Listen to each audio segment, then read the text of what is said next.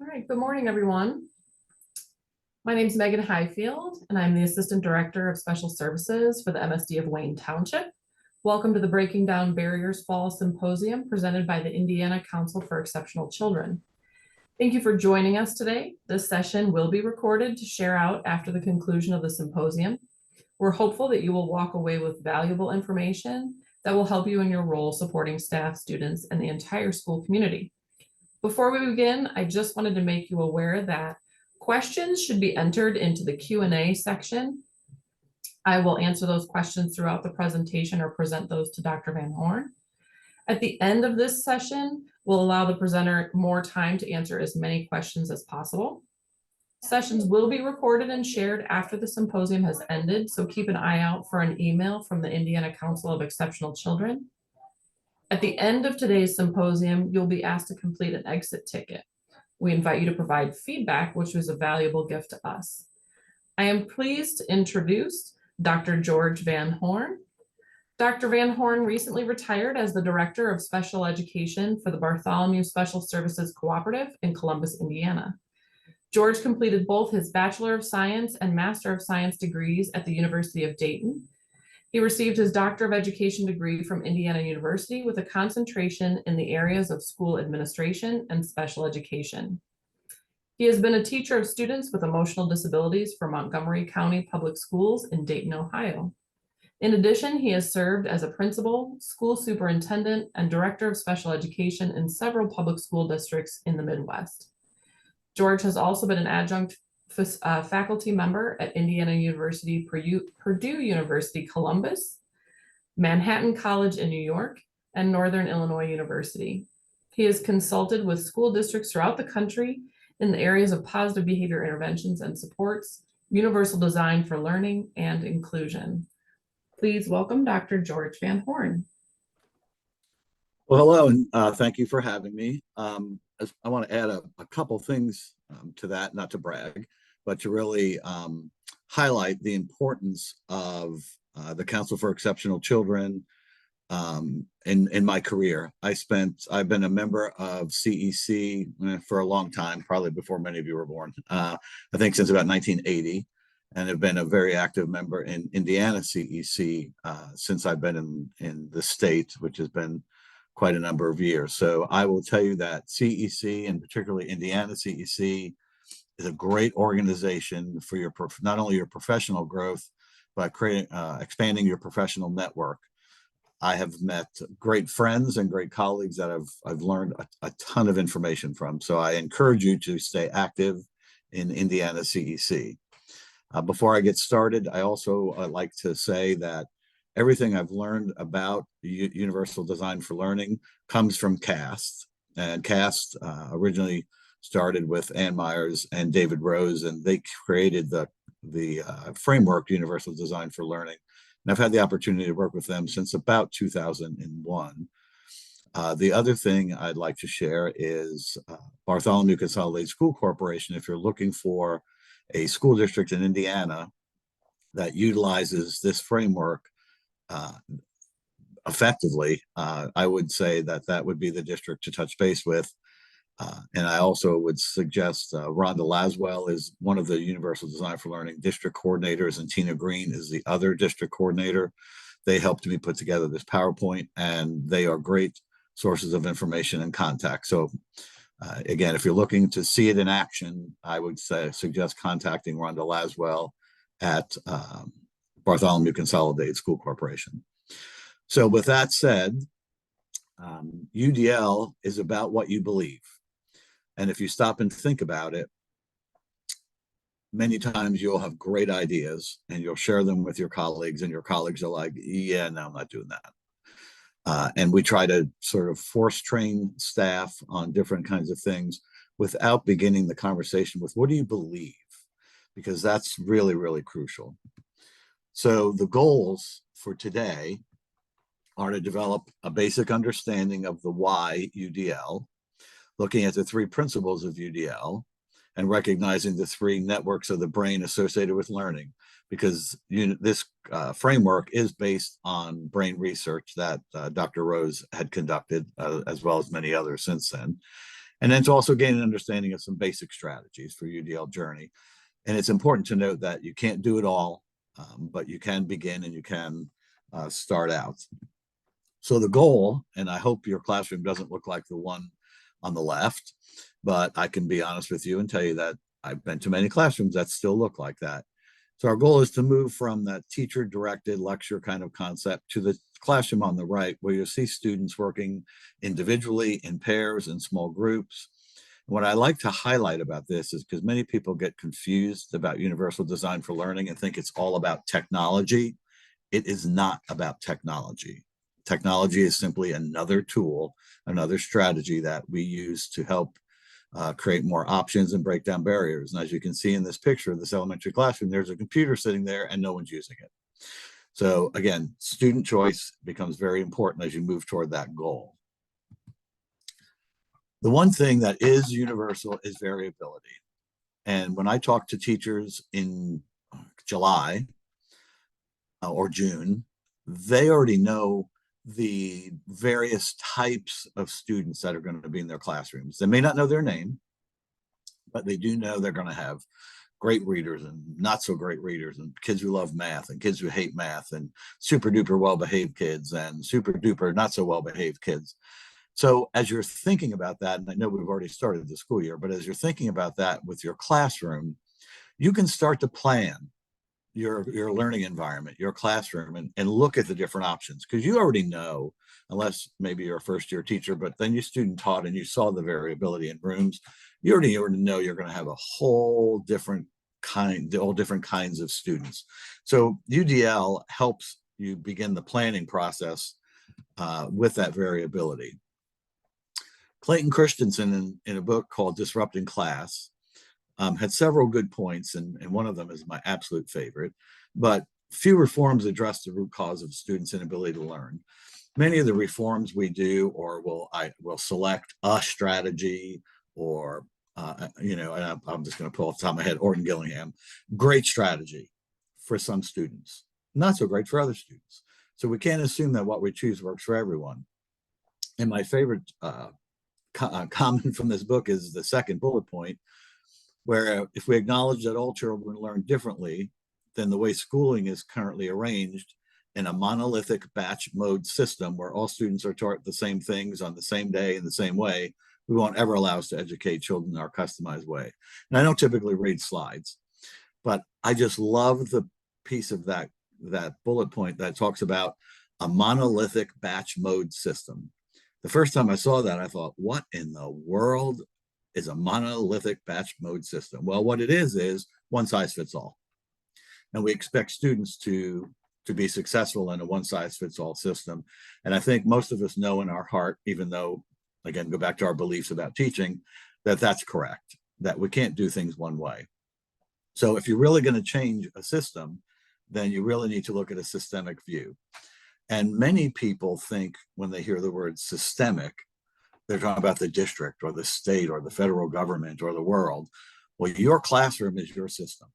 You operate within another system, but you have pretty much control over what your classroom looks like. And if you're working with partnering with a regular ed teacher, or co-teaching, or even just pushing in and pulling out and those kinds of things, you can impact that. And that's really important. There's a expert internationally, John Mundorf, in Universal Design for Learning. And the first time he started to learn about Universal Design for Learning, he really thought it could help him as a teacher. And in his school, nobody else knew what Universal Design for Learning was. But he really embraced the framework for his classroom and really made a major, major difference. And I will throw out another example, brag. My daughter is a special education teacher, and she's in the same situation. She has done an internship at CAST and obviously has heard about UDL from me for years. And she works with her own environment as well as the regular ed teacher she works with on trying to utilize the UDL framework to help things. So you don't have to be in charge.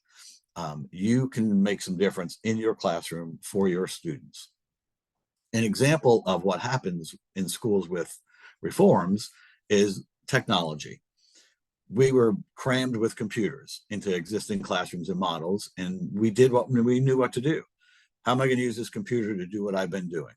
Many times I'll go to classrooms and see the electronic worksheets and things like that. So part of the problem is lack of training on how to utilize these new ideas. So I would suggest to you, if you've never heard of UDL before, and hopefully this today will help you a little bit get a basic understanding, then go out and seek more information. Okay, go out and ask other people.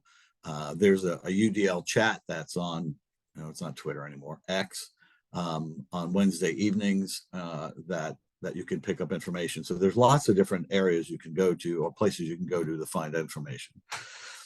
So as we talk about UDL, what are the essential questions? So what we want to do is start to understand why UDL, and what is UDL, and how do you universally design learning. Before I go into the next one, I want to remind everybody, if you have a question, throw it into the question and answer section, and we'll be discussing and answering questions as we go. So you don't need to wait till the end. So from David Rose and Ann Meyer, in a book that they wrote many years ago, UDL creates a framework that other district initiatives can hang from. And what happens in schools many times is something new comes along and we're like, oh, you know what? This is just another thing. And some people feel like if I keep my head down, this too shall pass. What I would suggest to you is use Universal Design for Learning framework to see how you can connect to the other required things, because there are district requirements, there are state requirements, there are federal requirements that we need to follow, and we don't have a choice. But how can you use those to support the principles of the UDL framework? That's really important. UDL, you should not feel that UDL is another initiative or an add-on. It's really an organizational tool. So I go back to the belief question: is how does what you believe influence your knowledge and subsequently impact your practice? In other words, what you believe is going to impact how you structure your classroom, how you see students, how you interact with students. So stop and think about that. If you believe that some students don't belong in a regular ed environment, you're going to struggle with helping a regular ed teacher come up with options, identify barriers, and help remove those barriers. So you have to really dig down and sort of look in the mirror to think, okay, I don't think that kid belongs in regular ed. Well, why not? Well, the kid can't read, or the kid can't do this. Okay, well, what can we do different in that learning environment to help that student be successful? And don't misunderstand me. I do not believe 100% of the kids should spend 100% of the time in a regular ed classroom. I was an administrator in one residential center, and I was a principal in another residential center. And I also taught a self-contained classroom of students with behavior and emotional disabilities that was a day treatment program in a hospital. I can give you kids that if I put them in your building, they're not. No matter what you do, they're not going to be successful because you don't have the level of resources and support that are needed. So there are students, okay, that regular ed doesn't have the answer to. But I would tell you that 90% of students, at least, can be successful in a regular ed environment if the environment is created appropriately and options are available. Sorry.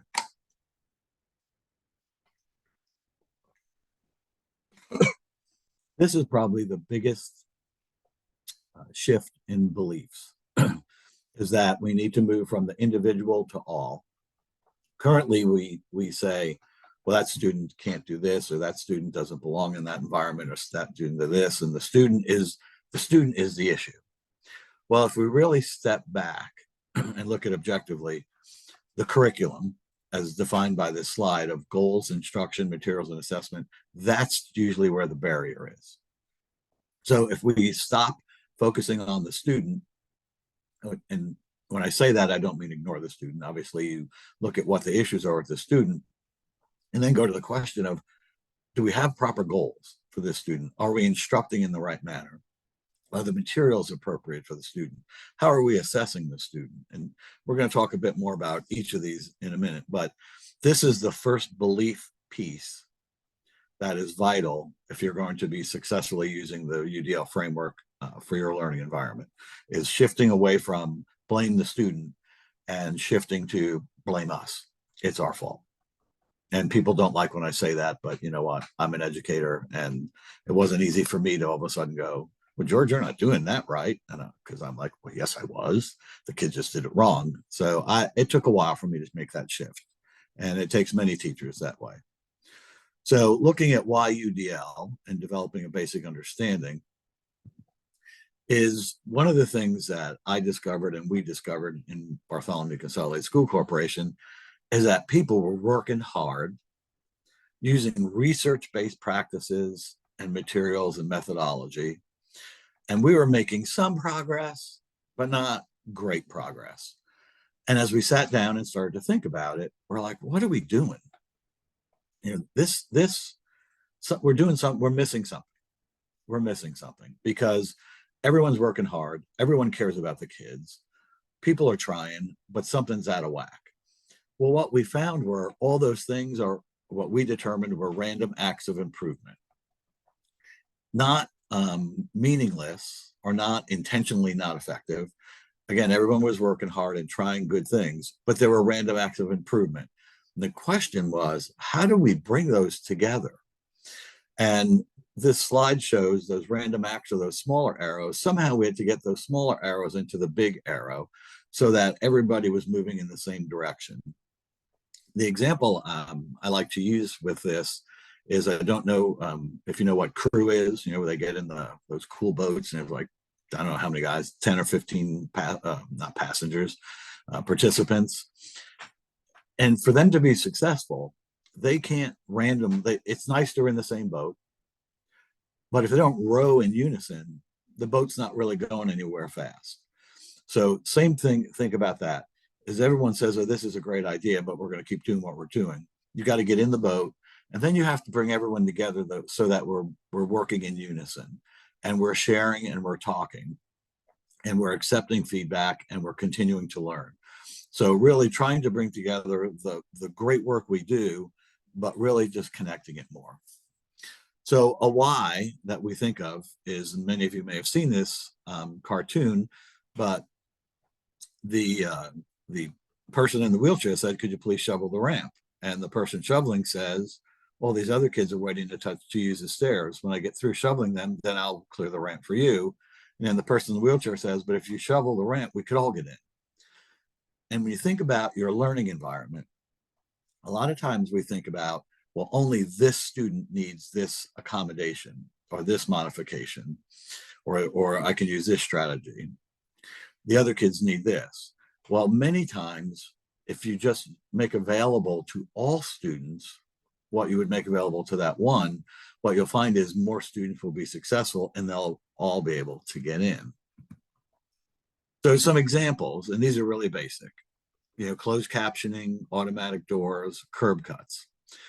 I like to focus on the closed captions, and I'm a sports fan, and I happen to enjoy going to sports bars. And in case you weren't wondering, closed captions weren't invented for the TVs in sports bars. Closed captions weren't invented for the TVs in fitness centers. But oh my, we all, well, not all, some of you may not go to fitness centers or sports bars, but many people use them that don't have a hearing impairment. And that was kind of what it was created for. So you think about the things that we now think are just part of society. Many years ago were not. You know, automatic doors. I just came back from a trip where I had to pull multiple suitcases, so I used automatic doors. When I'm out running, as I get toward the end of my run, I don't like curbs, I use the curb cuts. So again, these were things that were designed for particular populations of people that now have become available to everybody, and everybody uses them.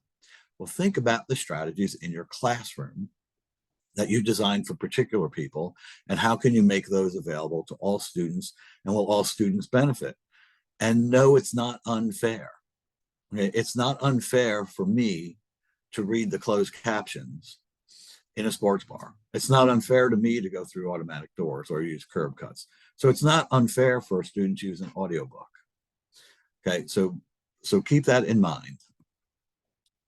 My favorite is everybody complains about state testing. So in this cartoon, it's for a fair selection. Everybody has to take the same exam. Go climb that tree. Well, obviously, as you look at the picture, there are several of those participants who are not going to be able to climb the tree. Is that a fair assessment? I don't think so. I don't think so. And as you're thinking about, again, how you're assessing in your classroom, we had a teacher in Bartholomew Consolidated School Corporations many years ago. As we were talking about this, the teachers were complaining about state assessments. And all of a sudden it hit her that she gives the same unit test. She's a high school teacher, same unit test every week to all the kids. And she said, I'm doing the same thing I'm complaining about. So again, beliefs. Stop, take a breath, step back, and think about, what are you doing? Okay, that might look like this. And you're not doing it intentionally. You're not trying to hurt kids or cause kids to be unsuccessful. But sometimes we just have to stop and take a breath and think. So again, going back to what is disabled, I would argue, and the people who support universal design for learning would argue, that it is the curriculum, it's the environment, it is not the student. We have many times a classroom of round holes, and we try to force a student who isn't round into that hole. So why do we do that? Right? Because that's how many of us were trained, and that's how many of us feel we have to do that. Well, I think the feeling of that I have to do it that way in some situations may be true. In some situations it may not be. It may just be a perception. So I think the more you can create your learning environment so all students or many students can be successful, the better results you're going to end up having. And I don't think anyone's going to argue with good results. So again, we talked about learner variability, and students are different, and they're different in different ways in different times. Like some students need certain accommodations when doing math, but not when doing reading. Some students need accommodations when doing reading, but maybe not with math. Oh, wait, unless you're doing word problems. Well, if you're doing word problems and the student has a reading issue, that transfers into a different subject. Okay, so think about that. It's not everybody, people used to say, what kind of learner are you? And the answer is, it depends. It just depends. And there are folks whose disability is actually not a disability in certain environments. And I give this example because I think it's funny. I have a good friend of mine who has a hearing impairment. And they're actually, I just got back from this trip with him and another gentleman, and the other gentleman has a sleep issue. Well, when we all share a room, and the person with the hearing impairment takes out his hearing aids and can hear nothing without the hearing aids. The person with the sleep apnea uses his CPAP machine, which pretty much takes care of him. And then there I am, the snorer. My snoring does not bother either one of them. So in those situations, their disability is actually helping resolve an uncomfortable environment. I know that may be a stupid example, but think about your students and think about how they are in different sort of learning activities. And you may have to do different things or make things available for different students in different activities. They're not the same in every learning environment. So one of the issues that comes up is we look at the average learner, and public schools or schools were designed for the average learner. What we would argue, and Todd Rose who's a professor at Harvard, wrote a great book, The Myth of the Average Learner. If you have an opportunity, it would be a wonderful read, very enlightening, because when he was a youngster, being a professor at Harvard certainly would not have been in his wheelhouse, because he had struggles in school and didn't do a great job, because everything was designed for the average learner. And I would argue to you that there is no average learner, that learners are all over the place. And again, depends on where we are. So I'm going to share this video with you called The End of Average, and I hope I'm not going to mess this up. Actually, what I'm going to do is I'm not going to try and switch my screens, because I'm not that technology savvy.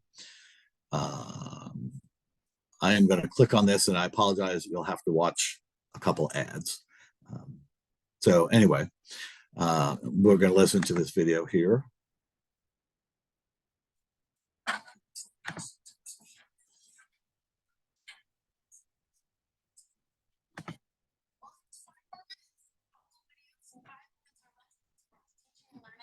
Students.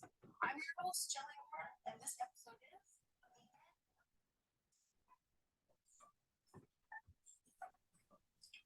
We're not able to see or hear that, Dr. Van Horn. Okay, hold on. Let me see if I can do the different way. All right, we're back there.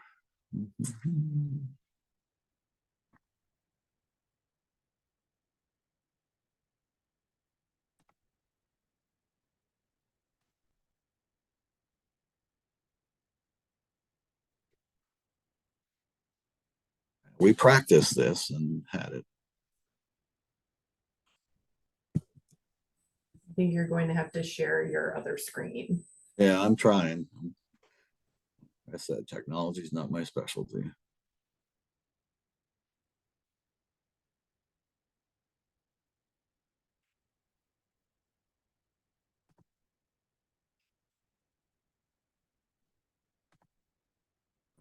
Lost my world.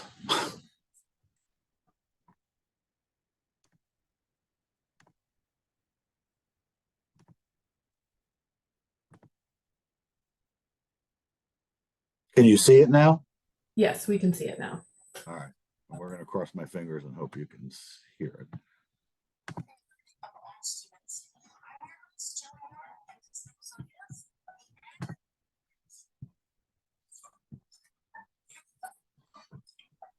You'll need to turn up your sound. Sorry? We're having difficulty hearing the sound, so you'll need to turn up your sound on your device. Oh, I have mine on full.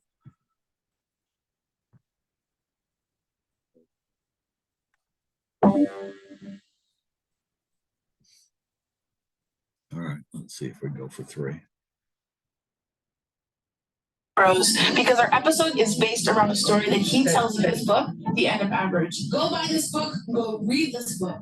This book totally helped me understand not only my own tumultuous experience in school, but also my understanding of the power of curriculum as a teacher. Because what I realized after reading this book is that the idea of shared presence direct connection has to be average.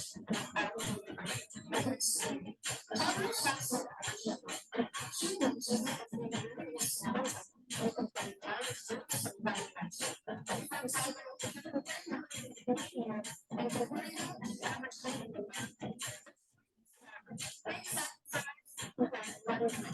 education, however, isn't that simple. First of all, we're not comparing firms to each other. We're comparing individuals to each other. Second, those individuals are one-dimensional. People are not just height. Not even paper is one-dimensional. To prove this point further, Tom Rose tells a story about airplanes. In the 1950s, fighter jet pilots developed a formula and some even made better than the pilots because they were getting jostled around a little bit.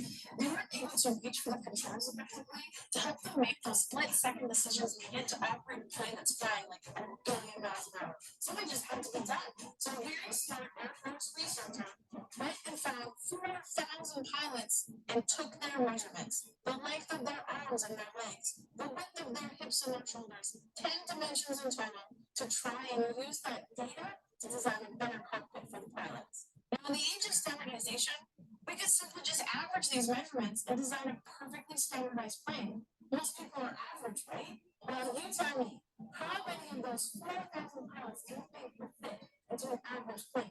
Just give me a ballpark.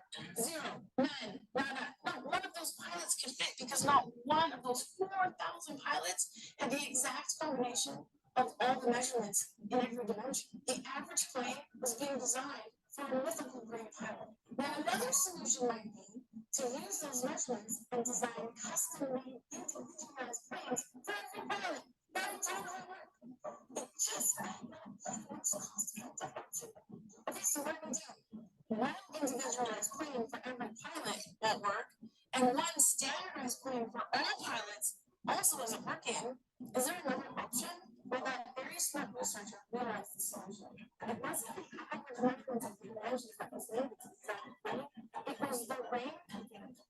Because using a range, the planes can become adjustable. How many pilots can go into a plane that's adjustable? Every single one. It's the reason why we put adjustable system on cars. Because you can't just chop off someone's legs if they're too tall. It's so messy. Okay, now let's think about this in terms of everything. For years and years and years, we've been struggling with exactly the same problem. We've been trying to fit students into a standardized curricular plane. The error, though, is, and the assumption in both of these scenarios, is that the plane from the curriculum is static, and it's the pilots and the students that are right.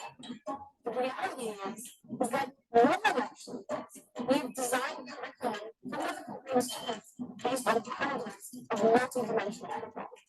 Now, just like the plane, it's not cost-effective or efficient to design individualized, custom-made curriculum for every individual student. We also realize that it's also important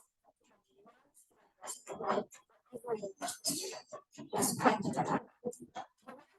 Students said that.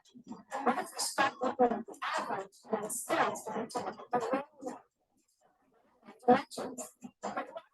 What's missing? But instead, starting from other distance, that is my take from the present as patterns of the average. How do we to our students' brain in all of their dimensions and design a curriculum that's adjustable just for them? This type of curriculum would allow all students to be successful every single day. But here's the kicker. This part really got me. I was thinking about this one. Imagine the pilot like pulling into an adjustment plan. And I asked myself, who's making these adjustments? And then it hit me, the pilot is making the adjustments. And then I started thinking about my own students and I realized, wait a second, who's making adjustments for them? It wasn't me. I was making adjustments for the teacher. I was talking about self mindset and student agency, self-regulation of learning, and I realized this is what I'm talking about.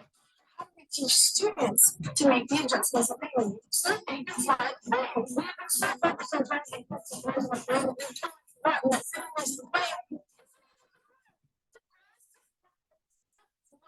Plane. It's our job to teach them how to make the adjustments that they need. Once they figure that out, they can take that plane wherever they want. So this, my friends, is our job. How do we design an adjustable plan? How do we make curriculum responsive to our specific group of learners? Billion answers to those questions. I'm leaving with this. Already getting to know your learners, making adjustable curriculum, finding success for every single learner. This is the question I'll leave you with today. But then I'll say, are you ready to see the end of average?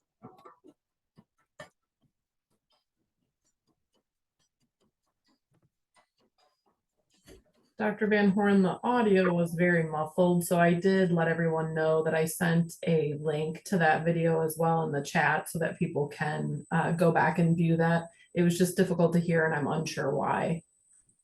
Okay, I apologize. I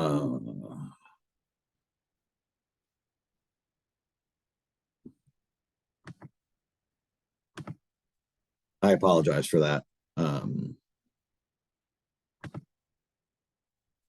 you gotta be kidding me. All right, sorry about this. Can you see the PowerPoint again? Yes.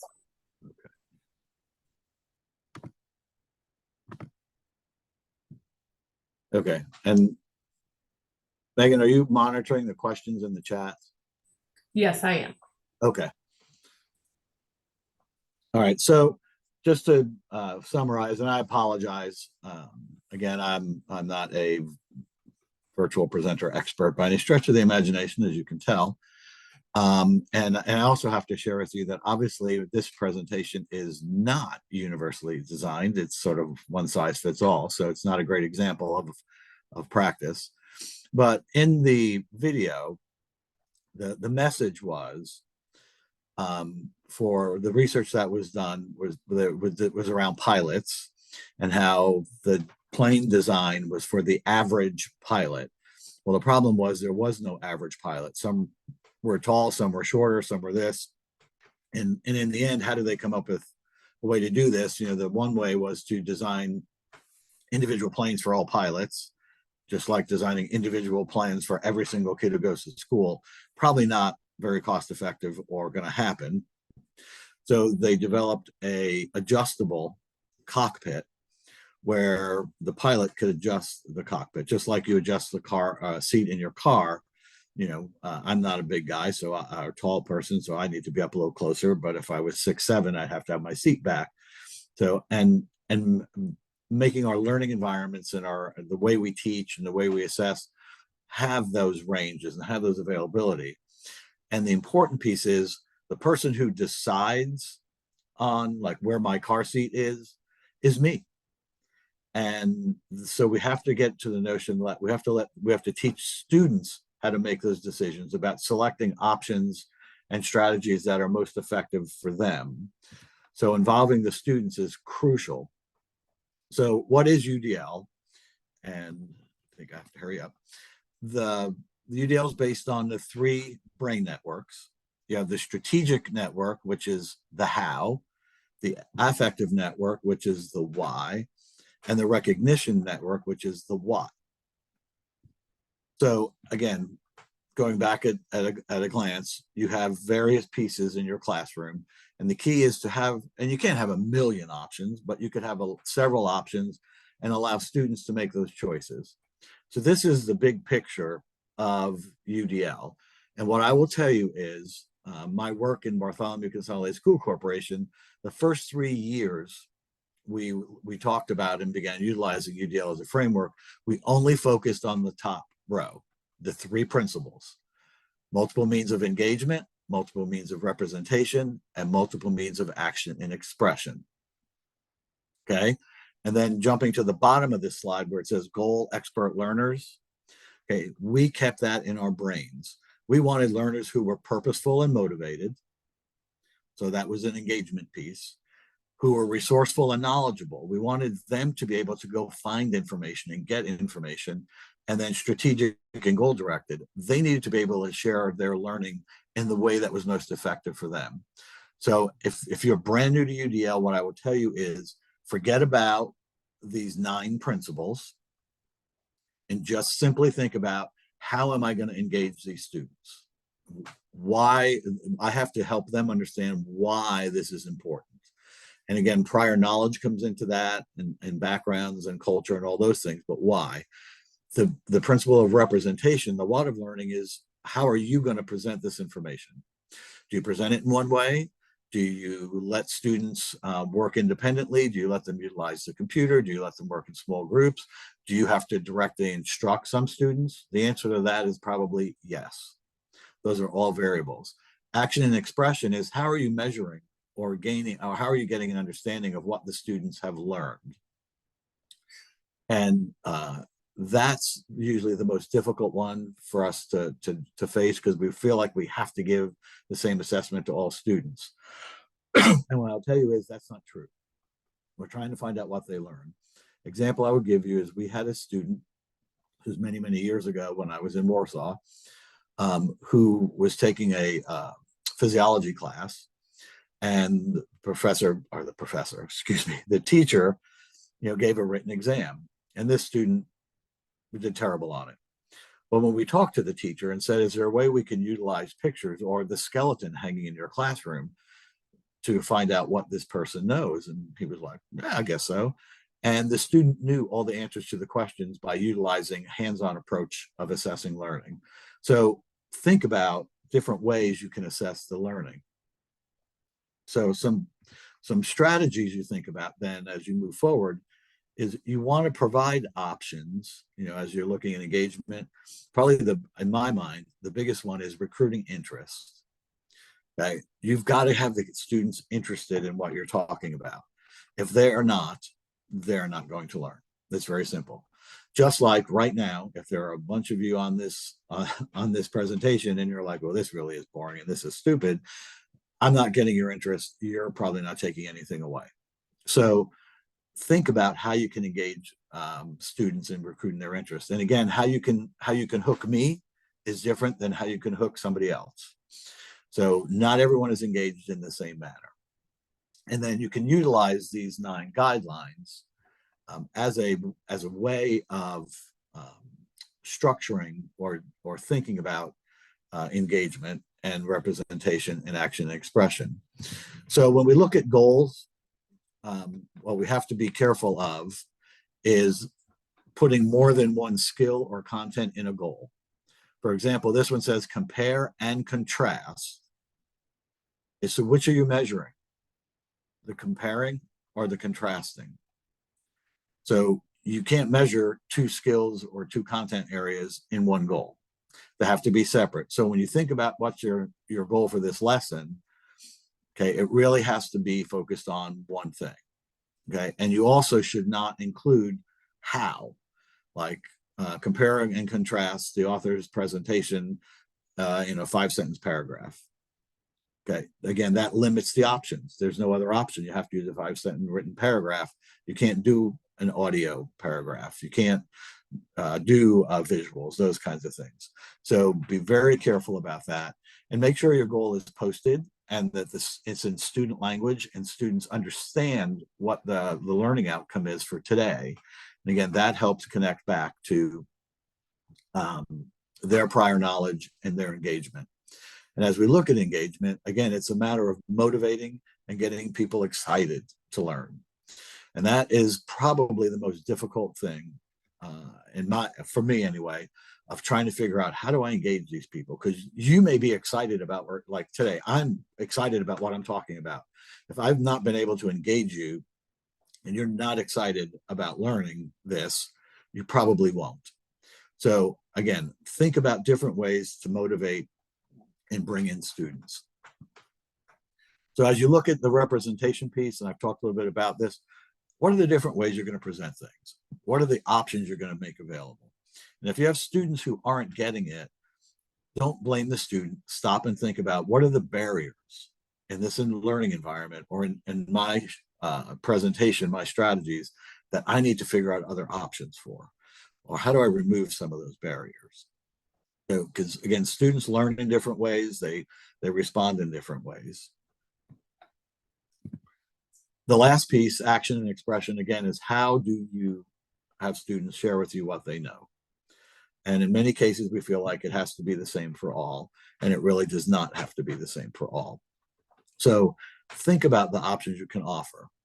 And one of the things that I've seen done is we've utilized this graphic that has the 3 principles on top, the 9 guidelines, and then obviously your goals for the learners.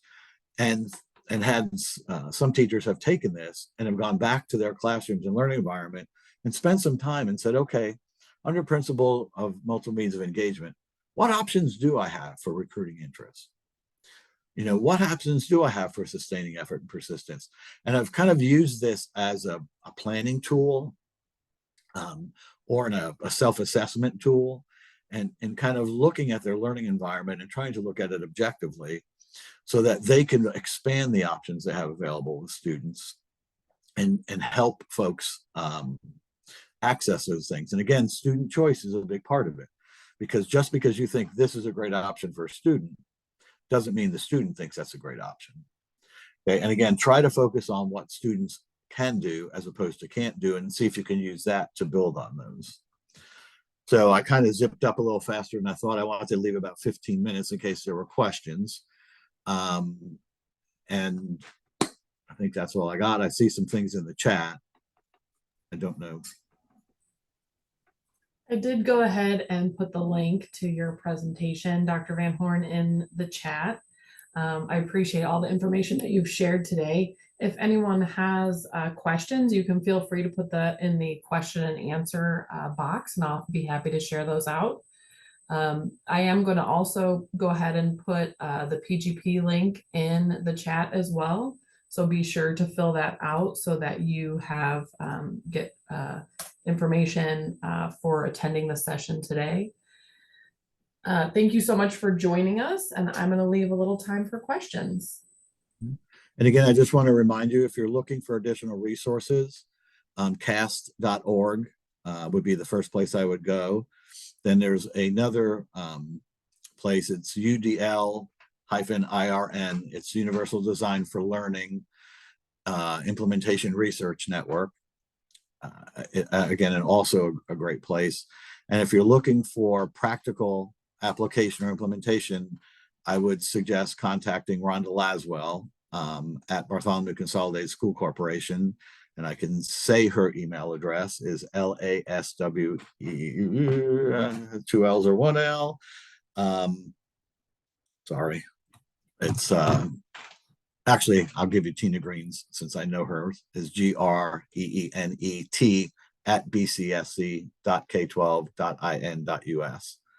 And Laswell is LASWELR at bcsc.k12.in.us. They're both UDL coordinators for Bartholomew Consolidated School Corporation, and I don't mean to keep bringing them up, but I spent 23 years as a director there and just retired a few months ago. So I'm very knowledgeable about what the great work they do. It is, UDL is a core value and belief of the school district, from the school board, superintendent, through everybody. And it's just to give you an example of how important it is in BCSC, it's 50% of a teacher's evaluation is looking at the principles and guidelines and the utilization.